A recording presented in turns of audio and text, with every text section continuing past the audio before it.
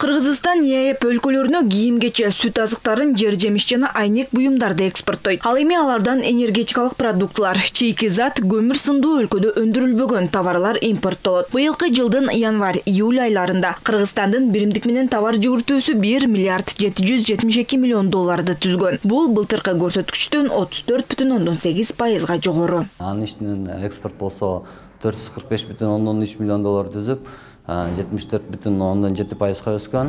Ал эми импорт болсо 1326,7 миллион доллар түзүп, 24,1%га өскөн.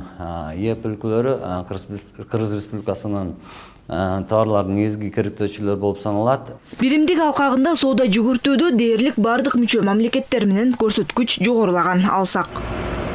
2021 жылдын январь-июль айларында товар жүгүртүү Россия Федерациясы менен Кыргызстандын ортосунда 24,8%га өскөн. Ушул эле мезгилде Казакстан Республикасы менен болгон соода алака 27,6% көбөйдү. Беларусь Республикасы менен өлкөнүн соода жүгүртүүсү 23,9%га жогорулады. Ал эми Армения менен Кыргызстандын ортосундагы алака 6,3% өскөн. 2021-2022 жылдары ЕЭПтин ичиндеги бөгөттөрдү толугу менен жоюу боюнча тизме бекитилген. Анда 14 тоскоолдуктун тизмеси бар. Экономисттер мына ушулар алынса, өлкөлөр ортосундагы соода жанданарын айтышууда. Ар бир өлкөнүн өзүнүн улуттук суверендик укугу бар, ошон үчүн улуттук стандарттар, улуттук мыйзамдар иштейт деп жарыяланды.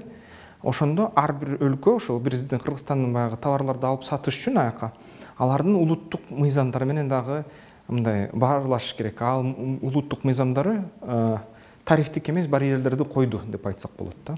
Мен ойлойм, алынат. Эми бардыгы алына бербейт, анткени бул жерден кээ бир нерсе биздин өзүбүздүн баягы ыктыярыбыз менен жазган сунуштарыбыз өтүп кетип атат. Ал эми баягы биздин бизнес коомчулуктан сунуштар келбей атат.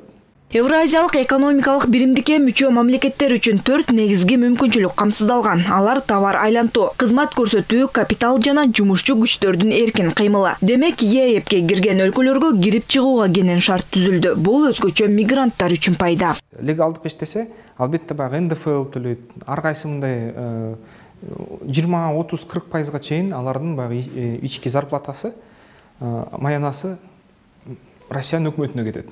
Албетте биздин ушул келишим түзгөндө бизге ал кайрылыш керек. Мындай келишим ЕЭП гана эмес, башка өлкөлөр менен да мүмкүн. Мисалы үчүн ушу Түркияга азыр ушундай мүмкүнчүлүк бар.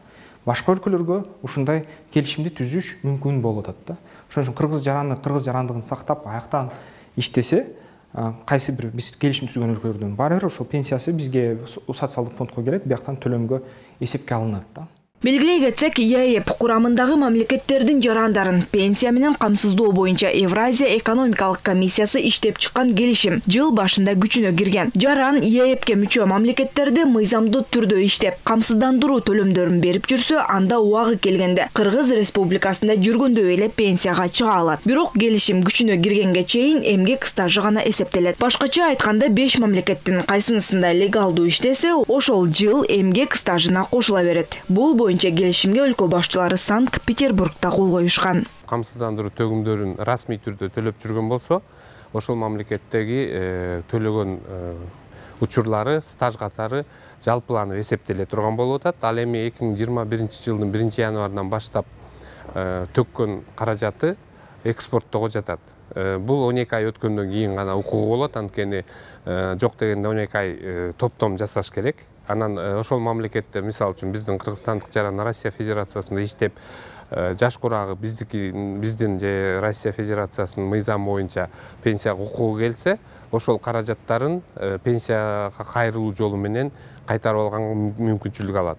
Евразия экономикалык биримдиги 2010 жылы Беларустун, Казакстандын жана Орусиянын бажы биримдиги катары түзүлгөн. Кийин 2015 жылы бул уюмга Армения менен Кыргызстан кошулган. Бактыгүл Султанбек кызы, Чыңгыз Токторбек уулу, ЛТР, Бишкек.